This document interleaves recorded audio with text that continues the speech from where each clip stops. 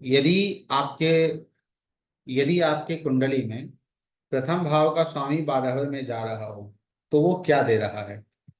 प्रथम भाव क्या है? आप स्वयं हैं। 12वां भाव क्या है? तो यह क्या देगा आपको? यह स्वयं के ऊपर खर्चे कराएगा, क्योंकि खर्चे आप कहाँ करेंगे? इन्वेस्ट कहाँ करेंगे? अपने ऊपर करेंगे आप। यह आपको विदेश में भी रखेगा। क्यों रखेगा? क्योंकि आप कहाँ चले गए, अपने कुंडली के अकॉर्डिंग आप विदेश में चले गए, तो यह आपको विदेश में भी रखेगा। विदेश में रखने के साथ साथ यह क्या करेगा?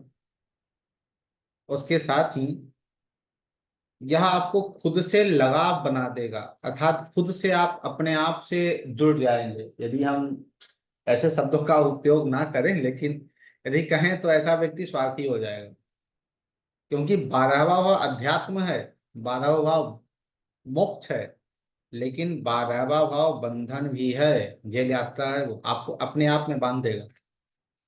या फिर कहें तो वे ऐसा व्यक्ति जेल क्यों जाएगा? स्वयं के कारण जाएगा, स्वयं की गलतियों के कारण जाएगा। ये भी चीजें हैं, स्वयं कारण या स्वयं गलतियों के कारण जाएगा ये।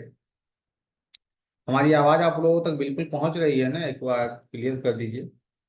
जी सर, आ रही है सर। चलिए ठीक है। इसके साथ क्या है, यह धर्म का पालन भी नहीं करेगा। अब धर्म का पालन नहीं करने का क्या है? धर्म का पालन इसलिए नहीं करेगा क्योंकि यह 1 5 9 धर्म त्रिकोण है, और उस धर्म त्रिकोण का स्वामी, कृपया कर अपने अपने माइक को बंद रखिए, बहुत कृपा होगी आप लोगों की, खासकर लता जी। ठीक है। तो यह अपने धर्म का पालन भी करेगा। धर्म का पालन जैसे, माफ करना, धर्म का पालन यह नहीं करेगा। क्यों नहीं करेगा? क्योंकि 1 5 9 का स्वामी है, और 1 5 9 धर्म त्रिकोण है। और धर्म त्रिकोण का स्वामी कहाँ गया? उस भाव में गया है जो उसकी हानि कर रहा है, क्योंकि 12वां भाव तो हानि है, किसी भी प्रकार की हानि। 11वां भाव जैसे वृद्धि है, आपके रोग में वृद्धि कर देगा, आपके कर्जों में वृद्धि कर देगा, आपकी नौकरी में वृद्धि कर देगा, आपके व्यापार में वृद्धि कर देगा, आपके संतान में वृद्धि कर देगा। वैसे ही 12वां भाव हानि है, हर चीज में आपको हानि दे देगा। तो यह क्या करेगा? आपके स्वास्थ्य में हानि दे देगा आपको, आपके धर्म का पालन आप नहीं कर पाएंगे, और थोड़ा गुस्सा भी आप में होगा। क्यों होगा? आपकी एनर्जी की हानि होगी। आप स्वयं की एनर्जी, अग्नि तत्व है 1 5 9, 1 5 9 जो त्रिकोण है वो अग्नि तत्व है, तो उसका स्वामी कहाँ गया है? हानि के पास गया है। तो यह आपकी एनर्जी की हानि करेगा। कैसे कराएगा? गुस्से में कराएगा, तो थोड़े आप गुस्सैल भी होंगे। आपको अकेले अकेले रहना पसंद होगा। यदि यहाँ शुभ ग्रह होंगे तो आप अपने घर को व्यवस्थित रखेंगे, घर अर्थात आप अपने बेडरूम को व्यवस्थित रखेंगे, मेंटेन रखेंगे, अच्छी अवस्था में रखेंगे। यदि यहाँ अशुभ ग्रह बैठे हों तो आप अपने बेडरूम को व्यवस्थित नहीं रख पाएंगे। यह लेट गो है, छोड़ देना है। यदि आप यहाँ आए हैं तो आपके लिए सबसे अच्छी रेमेडी यह है कि प्रथम का स्वामी यदि 12वें में गया है, छोड़ दीजिए चीजों को। अच्छा ठीक है, वो पैसा ले गया, ठीक, जाने दो। ठीक है, इतना पैसा आ गया, ठीक, आने दो। मतलब भगवान राम का एक स्वरूप है, वो कहता है कि भगवान राम ऐसे व्यक्तित्व के स्वामी हैं जिन्हें पता चला रात में कि मुझे राजगद्दी मिल रही है तो प्रसन्न नहीं हुए, और जब इन्हें पता चला कि राजगद्दी ना मिलके मुझे सुबह वनवास भेजा जा रहा है तो भी वो दुखी नहीं हुए, एक समान। तो यह क्या कह रहा है? यदि आपके प्रथम का स्वामी वहां गया है तो यह कह रहा है आपको अब वैसे ही रहना है, एक समान रहना है। ठीक है, आया है, कुछ आया है, अच्छी बात है, गया है, अच्छी बात है, बात खत्म। यदि ज्यादा चीजों को पकड़िएगा तो आपके लिए वो कष्टकारक हो जाएगा। यह आपको अध्यात्म में भी रुझान देगा, क्योंकि 12वां भाव अध्यात्म है, प्रथम भाव आप स्वयं हैं, आप स्वयं अध्यात्म के पास गए हैं, यह आपके अध्यात्म में रुझान देगा। यदि यहाँ अशुभ ग्रह होंगे तो यह आपको बीमारियां भी देगा, बीमारी आपको रहेगी। यदि यहाँ शुभ ग्रह होंगे तो आप एक हॉस्पिटल में नौकरी कर सकते हैं या एक हॉस्पिटल में आप काम कर सकते हैं, क्योंकि 12वां भाव क्या है? हॉस्पिटल है, बीमारियां हैं, हॉस्पिटल है खासकर। तो हॉस्पिटल में व्यक्ति दो कारणों से जाता है, एक तो खुद डॉक्टर या नर्स वगैरह कुछ होता है तो जाता है, या तो व्यक्ति वहां काम कर रहा होता है तो जाता है, या तो वो बीमार होता है तो जाता है। तो यदि आप वहां काम कर रहे हैं तो आप जाएंगे। तो यदि आप काम कर रहे हैं तो कब जाएंगे? जब वहां शुभ ग्रह बैठे होंगे तो जाएंगे। यदि वहां अशुभ ग्रह बैठे हैं तो आप बीमारियों के कारण जाएंगे।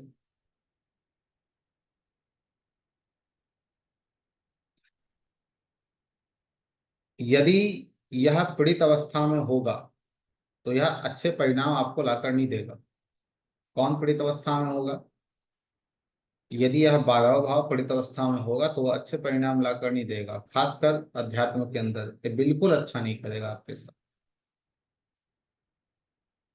दूसरा एक और तरीका यह कहता है, रूल यह कहता है कि आपके लिए मोक्ष यदि चाहिए तो इस भाव का पीड़ित होना अर्थात पाप ग्रह बैठना इस भाव में अति आवश्यक है। क्यों आवश्यक है? इसलिए आवश्यक है क्योंकि वो बंधन है और मुक्ति भी है, बांधता भी है, मुक्त भी करता है।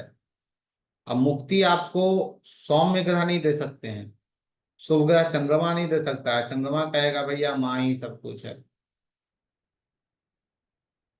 सूर्य नहीं दे सकता है, मंगल ये आपका बुध नहीं दे सकता है, शुक्र नहीं दे सकता है। वहां कौन देगा आपको? वहां शनि बैठ जाए, राहु बैठ जाए, केतु बैठ जाए, और खासकर केतु बैठ जाए तो मोक्ष आपको दे देगा, निश्चित मोक्ष दे देगा। इस बात को सदैव स्मरण रखिएगा। यदि आपके जीवन में अत्याधिक कष्ट आ रहे हैं, बहुत ज्यादा कष्ट आ रहे हैं किसी भी दशा के अंदर, ऐसे तो यह पर्टिकुलर रूल जो है वो राहु के लिए है। यदि राहु की दशा में आपको अत्याधिक कष्ट आ रहे हैं, आप भगवान के समीप जा रहे हैं, तो आपके लिए बहुत अच्छा है। और यदि राहु की दशा में आपको अत्याधिक धन आ रहे हैं तो यह आपके लिए अच्छा नहीं है, यह आपके लिए फेवरेबल नहीं है, आपके फेवर में यह नहीं है। दूसरा भाव का स्वामी यदि यहाँ जाता है तो क्या करेगा? दूसरे भाव का स्वामी यदि यहाँ जाएगा तो आपको विदेश से धन आएगा, क्योंकि धन का स्वामी वहां गया है। या ऐसा व्यक्ति परिवार के साथ विदेश में रहेगा, या परिवार से यह व्यक्ति दूर होगा, क्योंकि हर व्यक्ति को आपकी अपनी आजीविका चलाने के लिए धन की आवश्यकता होती है। और धन का स्वामी जब विदेश चला जाए तो उसे पकड़ने के लिए आपको विदेश जाना होगा। यदि आप विदेश नहीं जाते हैं उसे पकड़ने के लिए तो फिर आपको धन में समस्या कर देगा, वो आपकी आजीविका में समस्या कर देगा। आपको जो सस्टेन करने के लिए, अपने पालन पोषण के लिए जो चीजें चाहिए उसमें वो आपकी समस्या आ जाएगी, क्योंकि हानि वहां फिर होने लगा। इसलिए आपके लिए है कि आप अपने जन्म स्थान को छोड़कर दूसरे स्थान पे चले जाइए, या आप अपने परिवार के साथ चले जाइए, आपके लिए बहुत अच्छा है। आपके दाम्पत्य जीवन में आपके परिवार का प्रभाव होगा। अब दाम्पत्य जीवन में परिवार का प्रभाव कैसे होगा? बेडरूम 12वां भाव, परिवार दूसरा भाव। पूरा परिवार जो है वो बेडरूम में ही बैठा रहेगा, सुबह दोपहर शाम रात। अब पति पत्नी को 2 मिनट बात भी करनी है तो लोग वहीं अड्डे जमाए रहेंगे। तो दाम्पत्य जीवन आपके परिवार, आपका जो परिवार है वो आपके दाम्पत्य जीवन में रहेगा इन्वॉल्व।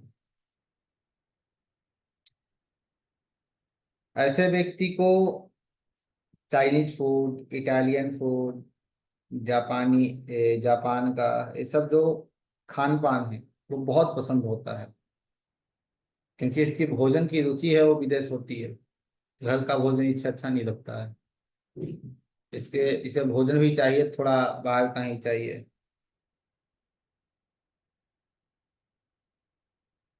धन भाव को जागृत करने के लिए आपको 12वें भाव को जागृत करना होगा। यदि आप विदेश चले जाते हैं, जन्म स्थान से दूर हो जाते हैं, आपके लिए बहुत अच्छा है। यदि आप जन्म स्थान से दूर नहीं होते हैं, यदि आप विदेश नहीं जाते हैं, तो आपको किस भाव को जागृत करने की आवश्यकता पड़ेगी? आपको 12वें को जागृत करने की आवश्यकता पड़ेगी, ना कि आपको दूसरे को। क्योंकि आप 12वें को जागृत होंगे तो करेंगे तो 12वें में बैठा कौन है? दूसरे का स्वामी। तो दूसरा भी जागृत होगा, तो आपको धन मिलेगा। 12वां जागृत कैसे होगा? दान से, लेट गो की सोच से, अध्यात्म से, और यह नियम से, अर्थात नियमतः आप अपने अध्यात्म से जुड़ेंगे तो भी यह इस भाव की जागृति करता है। ऐसा व्यक्ति अपने परिवार पे ही खर्च करेगा, क्योंकि खर्च भी वहीं गया है। इन्वेस्ट कहाँ करेगा? 12वां भाव, दूसरा भाव क्या है? ज्वेलरी है, सोना है, कीमती चीजें हैं। क्योंकि जो कीमती हमें लगती है उसे ही हम एकत्रित करते हैं। तो कीमती चीजें हैं, जैसे हीरा हो गया, सोना हो गया, ज्वेलरी हो गई। उन चीजों पे यह व्यक्ति खर्च करेगा, उन चीजों को अपने पास रखने का प्रयास करेगा। ठीक है। अब बात करें हम तीसरे भाव की। तीसरा भाव क्या है? तीसरे भाव का स्वामी यदि 12वें में आपकी कुंडली में है, तो वह क्या फल आपको दे रहा है? सबसे पहले तीसरा भाव जो है वो आपकी शौक है, आपकी हॉबी है। तो यह व्यक्ति खर्च कहाँ करेगा? अपनी हॉबी के ऊपर करेगा, छोटे भाई बहनों के ऊपर खर्च करेगा। यह इसकी विदेश यात्रा जो है वो बार बार होगी, और इसकी इच्छा के विरुद्ध होगी, इसे भी स्मरण रखिएगा। इसकी इच्छा से विदेश यात्रा नहीं होगी, इसकी इच्छा से विरुद्ध होगी। इसे बार बार बाहर जाना होगा, लेकिन इच्छा से विरुद्ध, इसकी स्वयं की इच्छा से नहीं। यह अध्यात्म से नहीं जुड़ पाएगा। क्यों? यहाँ स्वामी कौन आया है? अध्यात्म कौन देता है? मोक्ष जो है वो अध्यात्म देता है। और यहाँ भैया आ गया है कामना। आपकी काम आ गया है, आपकी कामनाएं यहाँ आ गई हैं मोक्ष के पास। तो बात यही हो गई कि राजा जो है वो भिखारी के पास भिक्षा मांगने गया है। तो राजा है, उसे तो भाई लालच है, कामना है। वो तो देखेगा कि भिखारी के पास जो कमंडल है वो भी उससे हम ले लें, इससे ही मेरा कुछ काम चल जाएगा। तो ऐसे व्यक्ति को अध्यात्म से ही जुड़ने में परेशानी होती है, कामनाओं की हानि होती है, कामना जल्दी पूर्ण नहीं होती है। तो एक तरीके से यह अच्छा भी होता है, क्योंकि जब आपकी कामना नहीं पूर्ण होती है, तभी आप भगवान, पिता, माता, कुल देवी, इसके पास जाते हैं। यदि आपकी हर कामना पूर्ण हो रही है तो आपको क्या मतलब है फिर? भगवान अच्छा होते हैं, होंगे, बस उससे आगे आपको फिर कोई मतलब नहीं होगा। यदि आपकी कामना नहीं पूर्ण हो रही है, आपकी इच्छा नहीं पूर्ण हो रही है, तभी आप भगवान के पास जाते हैं। उसके साथ ही यह ऐसा व्यक्ति गैजेट्स पे खर्चा करता है, जैसे घड़ी हो गया, अजीबो गरीब जूते हो गए, फोन हो गया, लैपटॉप हो गया, कंप्यूटर है, अर्थात वैसी चीजें जो गैजेट जिसे कहे जाते हैं, वैसी चीजों पे अंधाधुंध खर्च करता है। अंधाधुंध अर्थात कुछ नहीं, खर्च करना है उसके ऊपर तो करना है। ऐसे व्यक्ति को बार बार, मैंने क्या कहा अभी, कि बार बार यह व्यक्ति विदेश जाएगा या बार बार अपने जन्म स्थान से दूर दूर जाएगा।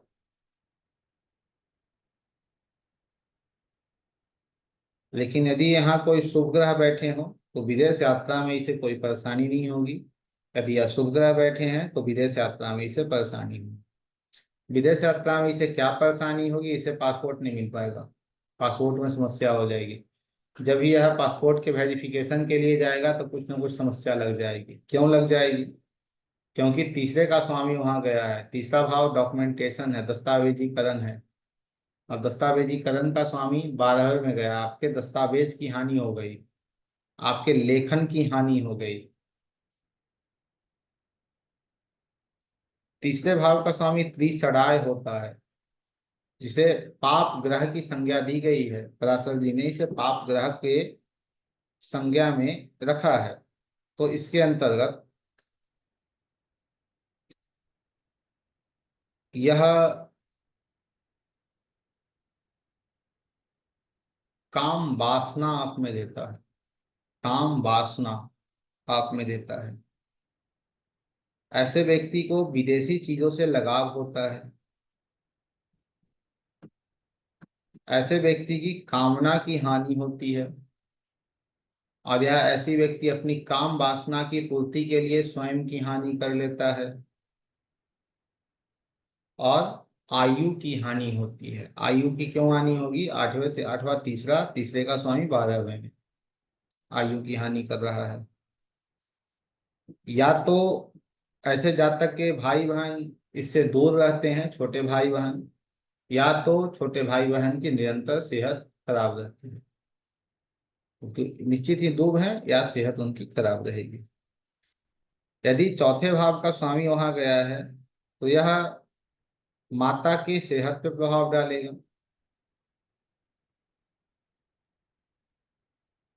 ऐसे व्यक्ति के लिए बहुत अच्छा एक ही यूटिलाइजेशन होता है कि भैया जन्म स्थान से दूर चला जाए,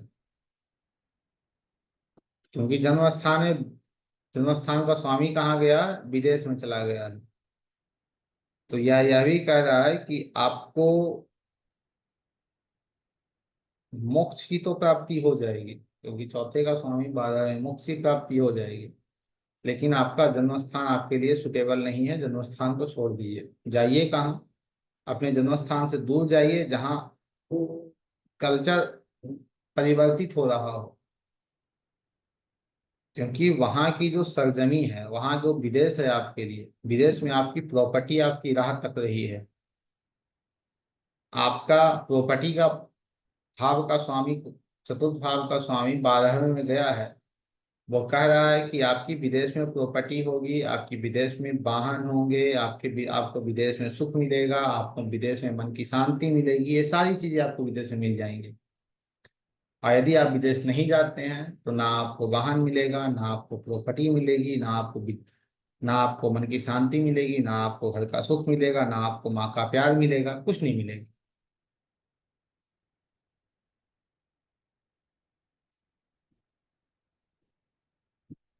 ऐसे व्यक्ति अपने गाड़ियों पे खर्च भी करते हैं, भूमि पे, प्रॉपर्टी पे इन्वेस्ट भी करते हैं।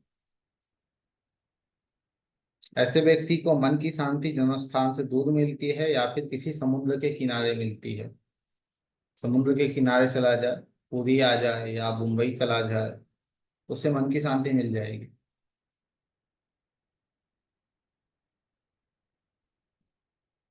माँ से दूरी, दूर रहना, माफ कीजिएगा, माँ से दूर तो रहा नहीं जा सकता है, लेकिन ज्योतिष है, ज्योतिष बहुत कुछ सारी चीजें बताती हैं। माँ से या जन्म स्थान से दूर रहना इसके लिए विशेष हितकर होता है। यदि ऐसा व्यक्ति अपने माँ को साथ लेकर विदेश रहे तो इसके लिए अच्छा है। माँ से दूरी रहेगी, या माँ विदेश में रहेगी, या आप स्वयं विदेश में रहेंगे, अर्थात किसी न किसी प्रकार अलगाव माँ से रहेगा। ऐसे व्यक्ति को माता से ही अध्यात्म की प्राप्ति होती है। अध्यात्म की जो प्राप्ति है वो माता से ही होती है। माता के आयु पर भी इसका प्रभाव होता है, माँ की सेहत भी खराब होती है। क्यों माँ के आयु पे इसका प्रभाव होता है? क्योंकि यह चौथे भाव से 9वां भाव है,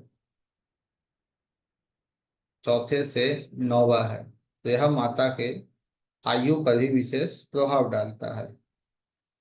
इसकी दशा में, अर्थात जो ग्रह 12वें में बैठा है, उसकी दशा में माँ को लाभ भी होते हैं, क्योंकि वो नवम है। शारीरिक नहीं, अन्य प्रकार से लाभ भी होते हैं। यह आपके जीवन साथी के नौकरी के बारे में भी बताता है। आपका जो दाम्पत्य जीवन का जो आपका जीवन साथी है, उसके नौकरी के बारे में भी यह आपको बताएगा। कौन बताएगा? चौथे का स्वामी 12वें में गया है।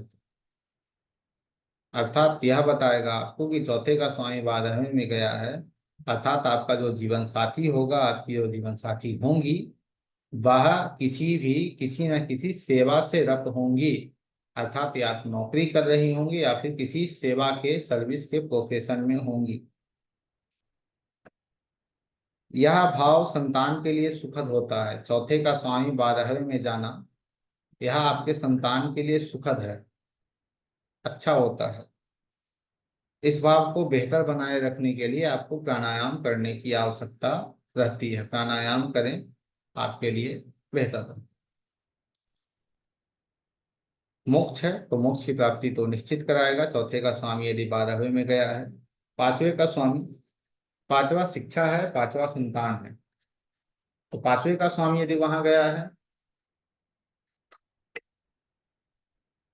तो यह स्पष्ट कर रहा है कि आपका संतान जो है उसकी, आपका संतान विदेश में होगा, या आपकी जो शिक्षा है वो विदेश में होगी। आपके संतान के सेहत खराब हो सकते हैं यदि आपका संतान अपने जन्म स्थान पे ही है तो।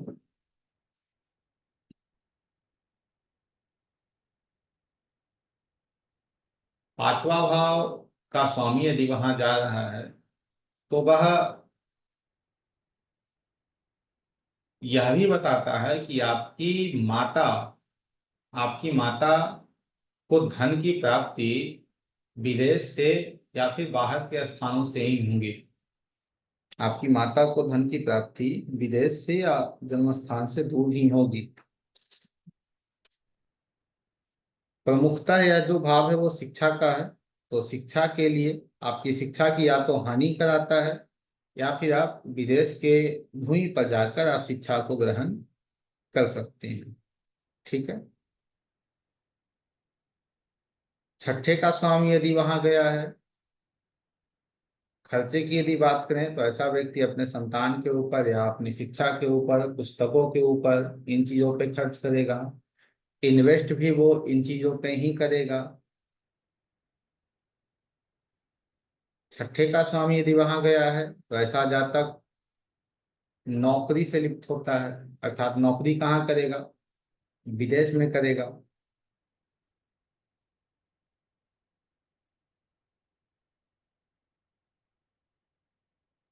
छठा क्या है? क्रोध है। और छठे का स्वामी 12वें में गया, यह किसकी हानि करा रहा है? आपके क्रोध की हानि करा रहा है। छठे भाव का स्वामी एक पाप ग्रह बन जाता है, अर्थात वो त्रिसराय हो जाता है। यह किसकी हानि करा रहा है? आपके लोन की हानि करा रहा है। या किसकी हानि करा रहा है? आपके कर्ज की हानि करा रहा है। लेकिन कब? जब आप अपने जन्म स्थान से दूर हो जाएंगे तब। नहीं तो यह आपकी स्वास्थ्य की भी हानि करा देगा। यह आपके स्वास्थ्य की भी हानि करा देगा। और सबसे बड़ी बात, पांचवे का स्वामी यदि 12वें में और अशुभ ग्रह गया हो, पांचवे का स्वामी यदि 12वें में अशुभ ग्रह गया हो, तो यह आपके लिए यह है कि आपने जो अपने पूर्व जन्मों में बुरे कर्म किए हैं उसकी भी हानि यह करा रहा है। छठे का स्वामी यदि 12वें में गया है तो यह भी आपको यही इंडिकेट कर रहा है कि जो आपके प्रारब्ध में है, प्रारब्ध अर्थात दुख, जो आपके प्रारब्ध में दुख है, उस दुख की हानि कौन करा रहा है? 12वें में बैठा हुआ स्वामी। तो 12वें में जो बैठा है छठे का स्वामी, वो करा रहा है। आपके काम, क्रोध, लोभ, मोह, मद मत्सर्या, इन सब की हानि करा रहा है। तो यह तो अच्छा है, ना कि यह बुरा है। क्योंकि छठे में किसी के भी स्वामी गए हैं, या तो उस भाव से जुड़ जाइए या उस भाव की जो हानि है उसे आप बर्दाश्त कीजिए। तो आप जन्म स्थान पे रहते हैं तो आपकी नौकरी की हानि होती है, आप किसी कंपटीशन में हैं लेकिन कंपटीशन क्लियर नहीं हो पाता है। लेकिन यदि आप जन्म स्थान से दूर हैं, आप हैं बिहार से और आप चले गए दिल्ली, तो आपका कंपटीशन क्लियर हो जाएगा। उसके लिए आपको ज्यादा भटकने की आवश्यकता नहीं पड़ेगी। यह बताता है आपका ननिहाल होगा वो दूर होगा। छठे का स्वामी 12वें में यह बताता है कि आपका जो ननिहाल होगा वो दूर होगा।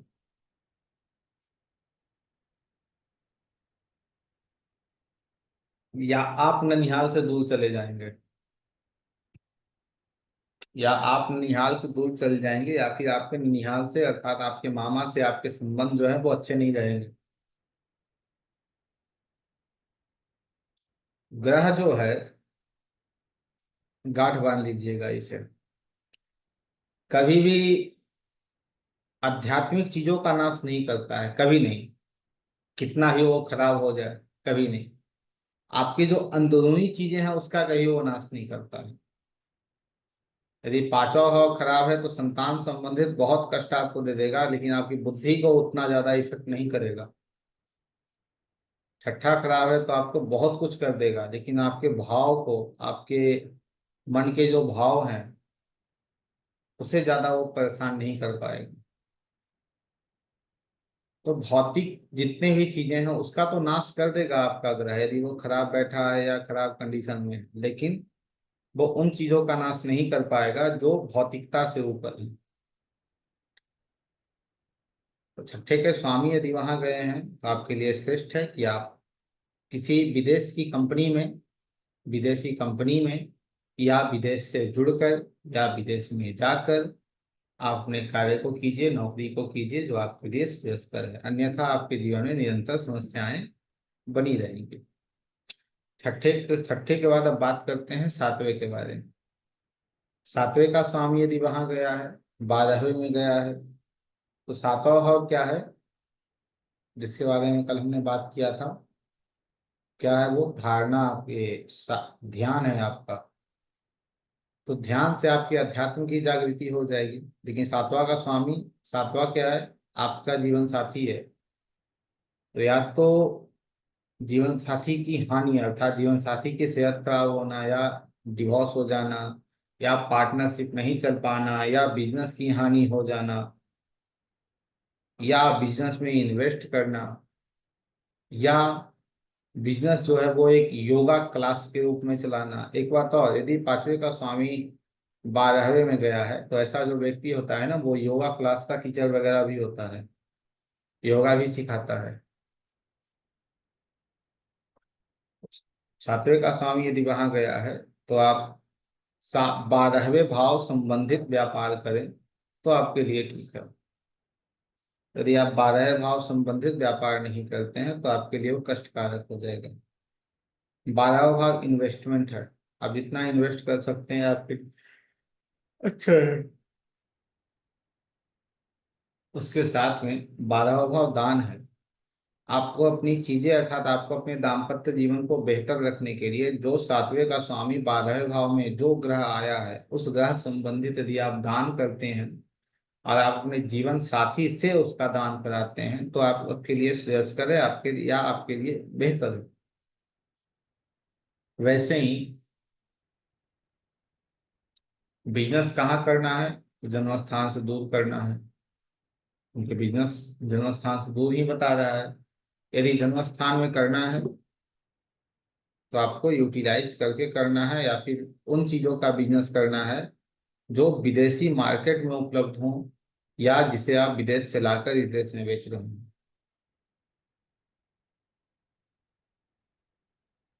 सबसे अच्छा यही है कि आपको जन्म स्थान छोड़ दें, आपके लिए बहुत श्रेष्ठकर है, बहुत अच्छा है। चौथे के 2-3 क्लास पहले हमने बात की थी सभी देवी देवताओं के बारे में, ठीक है? उसे आप अच्छे से आज समझ लीजिएगा। चौथे का स्वामी यदि 12वें में गया हो, क्योंकि यह जो रूल है वो प्रमुख रूप से चौथे भाव के लिए ही है। प्रमुखता या चौथे और 12वें का संबंध बताता है। चौथे भाव का स्वामी 12वें में गया हो और सूर्य है तो गायत्री, चंद्र है तो माँ गौरी, मंगल है कुलदेवी, बुध है,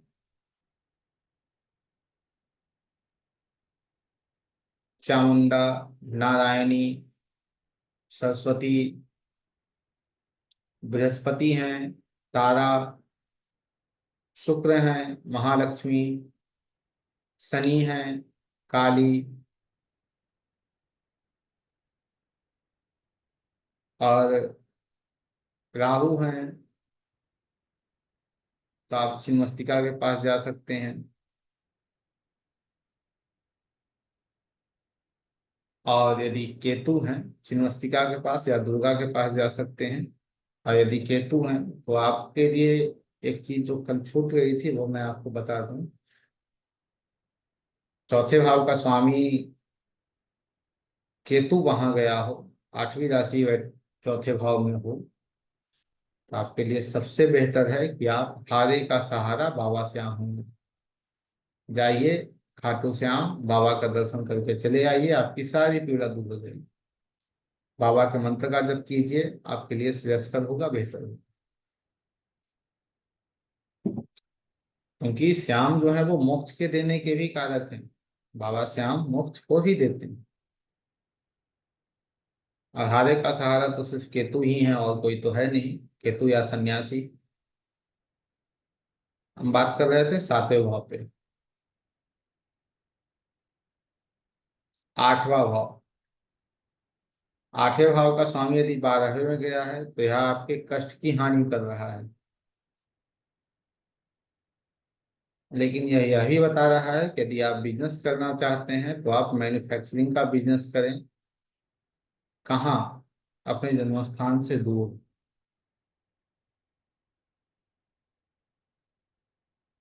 अब किसी ज्योतिषी के कुंडली में आठवें का स्वामी 12वें में गया हो, और जहां से वो है वहीं बैठ के वो लगा पड़ा है कि मुझे तो ज्योतिष करना है, हो पाएगा? नहीं हो पाएगा। और जिस दिन अपने जन्म स्थान से को छोड़ देगा उसके अगले दिन से उसकी सारी प्रेडिक्शन सही होने लगेंगी। जो बोलेगा वो सत्य होने लगेगा। क्योंकि 12वां भाव मोक्ष है, अध्यात्म है। 12वां भाव, 12वां भाव कोई छोटी चीज नहीं है। 12वां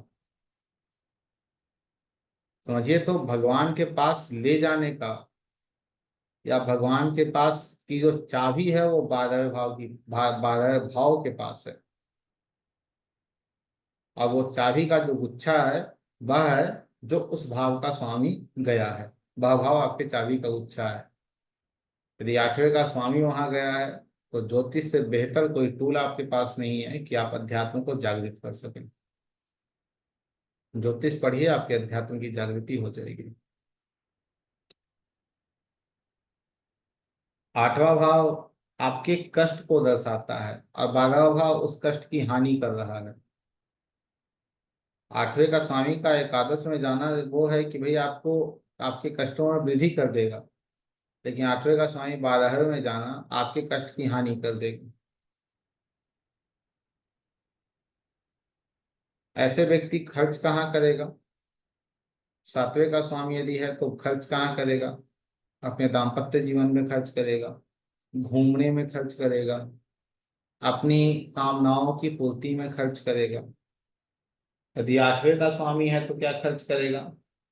ऐसा व्यक्ति कुछ नई चीजों को जानने के पीछे खर्च करेगा, या फिर एक ही चीज के पीछे खर्च करेगा। एक ही चीज के पीछे, क्योंकि वो अति है 12वां भाव। एक ही चीज के पीछे लगा होगा, यही करना यही करना यही करना, उसी के पीछे खर्च करते चला जाएगा। या ऐसा व्यक्ति गूढ़ रहस्य को जानने में, पहाड़ों के आसपास घूमने में, इन स्थानों पे व्यक्ति खर्च करेगा। नौवा भाव, नौवा भाव आपके पिता का स्थान होता है। और यह पिता के स्थान के साथ साथ यह आपके सदगुरु का स्थान है। तो आपके अध्यात्म की जागृति आपके सदगुरु ही कराएंगे। आपके अध्यात्म की जागृति आपके पिता ही कराएंगे। यह पिता के स्वास्थ्य की हानि करता है। नौवे का स्वामी वहां जाना आपके पिता के स्वास्थ्य की हानि करता है। लेकिन ऐसा व्यक्ति खर्च कहाँ करेगा? जितना कुछ होगा वो अपने पिता के ऊपर ही खर्च करेगा, अपने सदगुरु के ऊपर ही खर्च करेगा।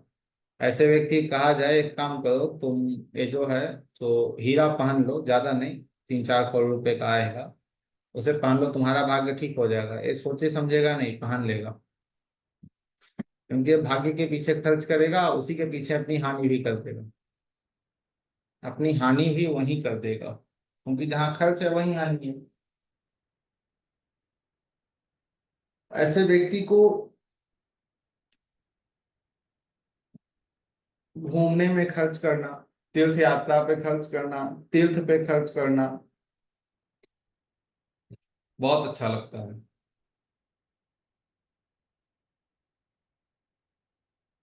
ऐसा व्यक्ति अपने, एक थोड़ी समस्याएं होती है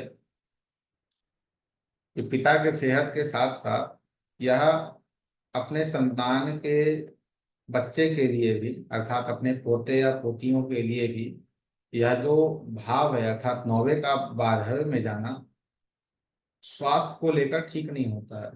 स्वास्थ्य संबंधित थोड़ी समस्या वो देता है।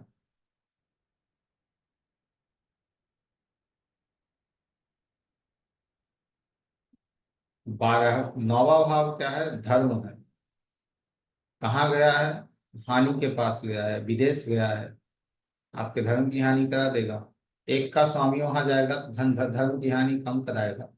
5वें का स्वामी वहां जाएगा तो धर्म की हानि कम कराएगा, लेकिन 12वें का स्वामी वहां जाएगा तो धर्म की हानि करा देगा। या तो धर्म की हानि करा देगा, या फिर आपसे एक बहुत बेहतर, बहुत अच्छा एक मंदिर बनवा देगा, क्योंकि इन्वेस्टमेंट भी है। लेकिन कौन कराएगा? यदि नवम भाव का स्वामी होकर चंद्रमा, शुक्र, बुध, गुरु गए हैं तो आपसे एक मंदिर को बनवा देगा।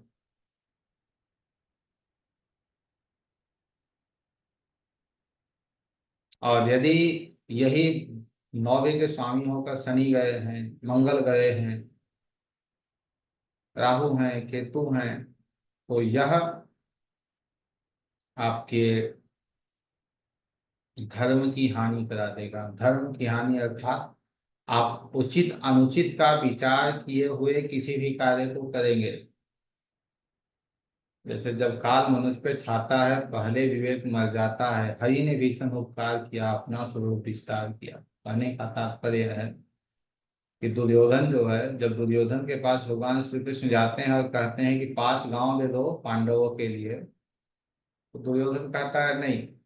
दुर्योधन वह भी दे न सका, आशीष समाज की दे न सका, उल्टे हरि को बांधने चला, जो था असाध्य साधने चला। कहता है नहीं, 5 ग्राम भी नहीं देंगे, लेकिन हम आपको बांध लेंगे। तो क्या है, वो उचित अनुचित का विचार किया? ना कोई उचित का विचार किया, ना ही कोई अनुचित का विचार किया। तो वो 9वें भाव का स्वामी 12वें में जाना बताता है कि उचित अनुचित का विचार किए हुए ऐसे कार्य करना जिससे स्वयं की हानि, अपने धर्म की हानि, अपने पिता की हानि। वह अपने पिता की हानि भी कराता है, वह अपने धर्म की हानि भी करता है, वह अपने भाग्य की भी हानि करता है। जो एक भरा पूरा राज्य उसे मिल रहा था, उस राज्य की भी वह हानि कर देता है। क्यों करता है? सबसे बड़ा डोमेन जो है 9वें भाव का, वो ज्ञान है। और जब वो व्यक्ति अपने ज्ञान की ही हानि कर बैठता है, तो उसके पीछे तो, जब एक बहुत बड़ा शिप डूब जाएगा तो उसके पीछे छोटे छोटे नाव का डूबना तो फिर आम बात हो जाएगा ना। वो भी डूब रहे हैं। ठीक है। 9 भाव का स्वामी वहां जाना इन कार्यों को देता है। आपको जागृति की यदि बात की जाए तो आप 9 भाव की जागृति कैसे करेंगे? तो उससे पहले आपको 12वें भाव को जागृत करना होगा। अर्थात आपको दान देकर, अध्यात्म से जुड़कर, अपने जन्म स्थान से दूर होकर, तो आप अध्यात्म की जागृति करते हैं। तो अध्यात्म की जागृति के बाद 9वें भाव का प्लैनेट जागृत होगा। जब 9वें भाव का प्लैनेट जागृत होगा, तो वह आपके 9वें भाव की जागृति कराएगा, अर्थात आपके भाग्य की जागृति वो करा के चला जाएगा। तो इसमें विशेष सूत्र यही है कि खर्चों के लिए, विदेश यात्रा के लिए, हानि के लिए, इन 3 चीजों के लिए आप 12वें भाव को देखेंगे। और यदि सौम्य ग्रह बैठे हों और पाप ग्रह बैठे हों, तो उन दोनों का अवलोकन करके, अर्थात उन्हें देखकर, तभी आप उसका विचार करेंगे, अपने विचार को रखेंगे। दशम का स्वामी यदि 12वें में गया है तो आपके लिए यह श्रेयस्कर है कि आप अपने कर्मों को कहाँ कीजिए, विदेश में कीजिए। एक और बात नवम भाव के लिए, नवम भाव का स्वामी यदि वहां गया है तो आपको अपने भाग्य के पीछे विदेश जाना ही श्रेयस्कर होगा, अपने जन्म स्थान को छोड़ देना ही श्रेयस्कर होगा। और जब आप देखेंगे तो आपको पता चलेगा यह कि आपके जो पूर्वज रहे, ये चीजें भी मिलेंगी आपको कि आपके जो पूर्वज रहे वह भी कहीं ना कहीं से अपने पैतृक स्थान को छोड़कर दूसरी जगह आए हैं जहां आप रह रहे हैं। क्योंकि 12 नवा भाव क्या है, आपके पूर्वज हैं, आपके भगवान हैं, सदगुरु हैं। दसम भाव कर्म है, तो कर्म के लिए यह श्रेयस्कर होगा आपके लिए कि आप कर्म अपने जन्म स्थान से दूर करें। क्योंकि जन्म स्थान से दूर यदि आप कर्म को नहीं करते हैं तो वह आपके कर्म की हानि कर देगा। अर्थात आपके लिए वही बात हो जाएगी कि भाई सोना पकड़ो तो मीठी बन जाए। आप जो भी करेंगे वो मीठी में परिवर्तित, क्योंकि हानि आपके कर्म में ही हानि है ना। आप जिस काम को करेंगे उसकी हानि होगी। लेकिन यदि आप इन्वेस्टमेंट पे आ जाते हैं कि मुझे 10 रुपये मेरे पास आए हैं और 10 को भी कहीं इन्वेस्ट कर देना है, तो आपको अच्छी प्राप्ति करा देगा। अब वो इन्वेस्ट कैसे करना है, वो इन्वेस्ट आपको छोटी छोटी मात्रा में करना है, बड़ी मात्रा में नहीं करना है। जो 5 है, 10 है, 15 है, ऐसे करना है, एक बार 100 नहीं करना है। तो वो आपको उस भाव की जागृति करा देगा। अर्थात आपको ये, या आप विदेश की कंपनी के साथ काम कर सकते हैं, या विदेश में रहकर आप काम कर सकते हैं, या आप अपने घर में भी रहकर काम कर सकते हैं। लेकिन बशर्ते यह उसका शर्त होगा आपका कि आपको अपने जन्म स्थान के लोगों से, अपने जन्म स्थान के एटमॉस्फेयर से, वातावरण से आपका कोई लगाव नहीं होगा। आप एक कम बंद कमरे में बैठ के अपने कर्तव्य को करेंगे। तो यह आपके लिए, आपको यूटिलाइज करने की आवश्यकता नहीं होगी। के.एन. राव जी ने अपनी मंतव्य के अंतर्गत, अपने वक्तव्य के अंतर्गत कुछ चीजें कही हैं। उन्होंने कहा है कि योगियों के ऊपर, जो योगी हैं, उन योगियों के ऊपर ग्रहों का कोई प्रभाव नहीं पड़ता है। क्यों नहीं पड़ता है? वो यही कारण है, वो लोग हर भाव को जागृत रखते हैं, हर भाव को जागृत रखते हैं। योगी की एक, जो वास्तविक योगी है, वास्तविक योगी का एक समय होता है, काल होता है। वो अपने सभी कार्य को समय से करता है। 4 बजे आरती करनी है तो करनी है, 5 बजे ध्यान करना है तो करना है, वो योगी है। तो जब समय को मैनेज कर लिया तो पहला भाव मैनेज कर लिया। जब वो आसन पे बैठेगा, अर्थात किसी न किसी आसन में बैठेगा, जैसे वीरासन है, पद्मासन है, और बहुत से आसन है, तो उस आसन में बैठेगा तो दूसरे भाव को यूटिलाइज कर लेगा। जब नियम पे आएगा, क्योंकि नियम को जब वो पकड़ेगा तो तीसरे को एक्टिव कर लेगा। गायत्री या किसी मंत्र का जप करेगा तो उससे पहले एक विधि होती है प्राणायाम, उसे करेगा तो अपने चौथे को ठीक कर लेगा। प्राणायाम के बाद होता है मंत्र जप, जब मंत्र जप करेगा तो 5वें को ठीक कर लेगा। अपनी धारणा, अपने भाव को ठीक रखेगा तो 6ठे को ठीक कर लेगा। ध्यान करेगा तो 7वें को, समाधि करेगा 8वें को। एक और, पहले के जो ऋषि मुनि रहे वो पंचांगनी, पंचांगनी अर्थात अब जब बीच में वो बैठ गए और 5 तरफ आग जल रहे हैं और वो पांचों हवन कुंड में आहुति डाल रहे हैं बीच में बैठकर। और वो कब किया जाता है? जून जुलाई के महीने में, मई के महीने में, दोपहर के समय 5 अग्नि कुंड जल रहा है और उन 5 अग्नि कुंड के बीच में वो बैठकर आहुति देंगे। इसे पंचांगनी कहते हैं। तो यह जो है, यदि आपके कुंडली में मंगल का, सूर्य का योग बन रहा हो तो ऐसे साधना आप करते हैं, आपसे सरल साधना नहीं हो पाएगी। आप कठिन साधना ही करेंगे।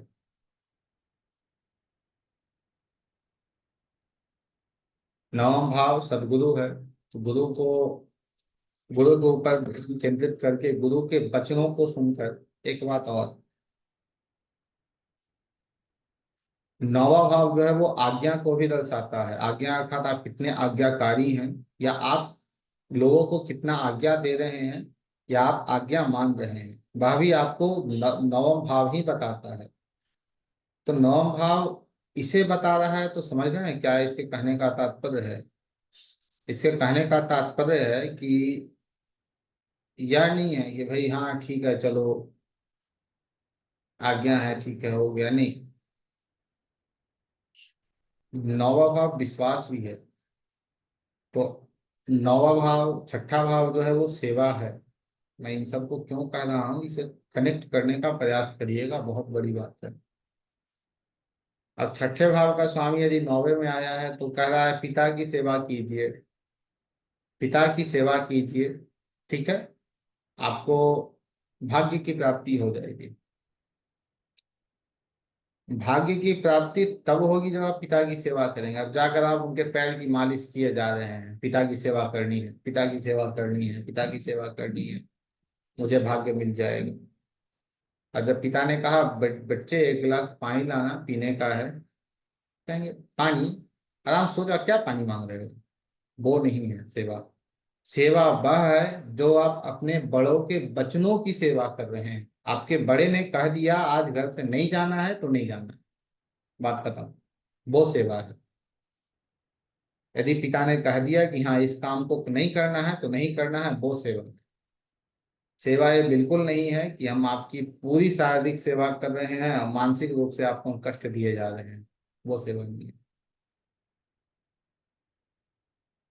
दसम भाव का स्वामी यदि 12वें में जा रहा है तो आप अपने कर्म से आप 12वें की जागृति करते हैं, और 12वें को पकड़कर आप अपने कर्म की जागृति करते हैं।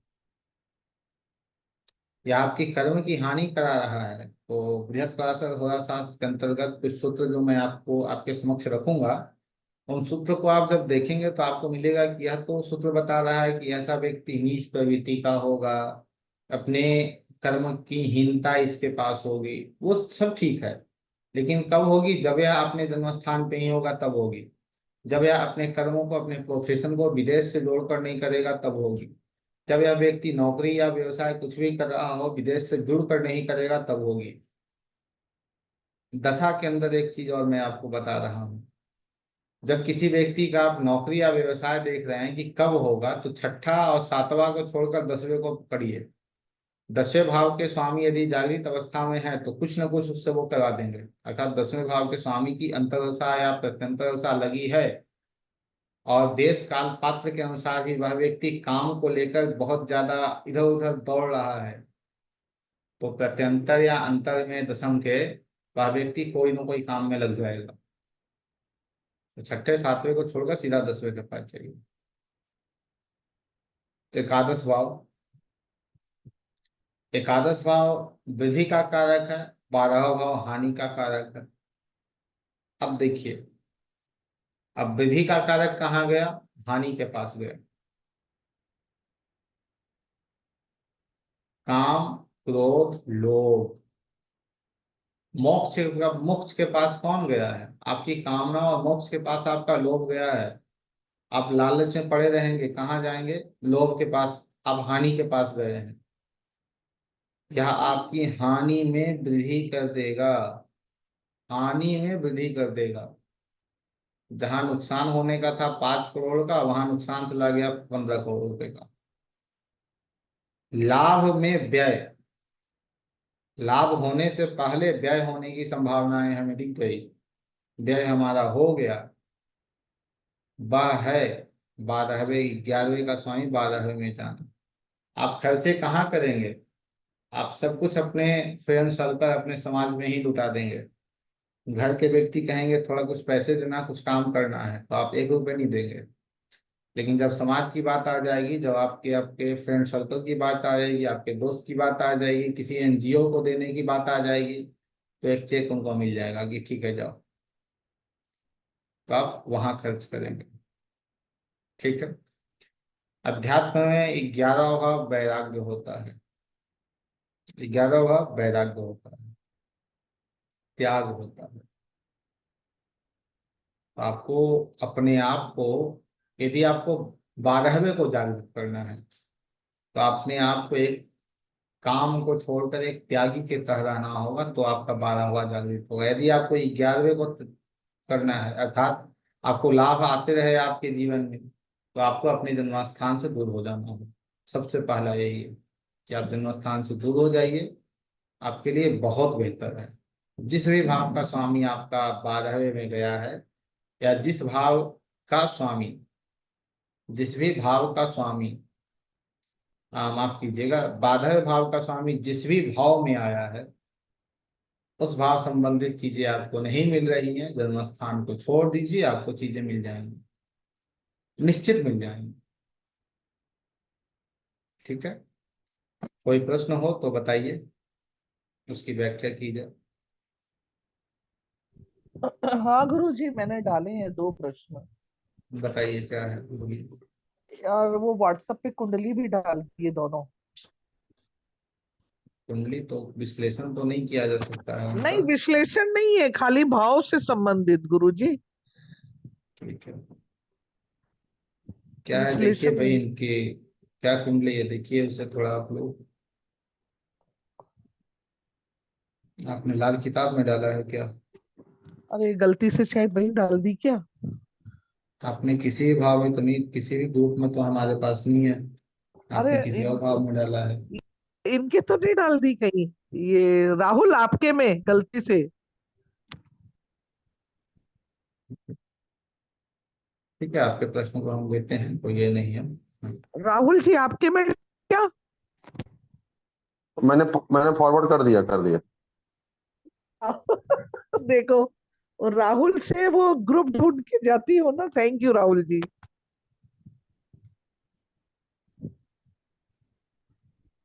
फर्स्ट में 12वें भाव का स्वामी 8 में है, 12वें भाव का स्वामी 8वें में है, तो हानि किसकी करा रहा है? आपके कष्टों की हानि करा रहा है। लेकिन अच्छा। यदि आप ज्योतिष इन सब से जुड़ी हुई हैं, तो जी आपके जी। लिए थोड़ा समस्यादायक है, क्योंकि आपकी ज्योतिष की हानि वो करा देगा।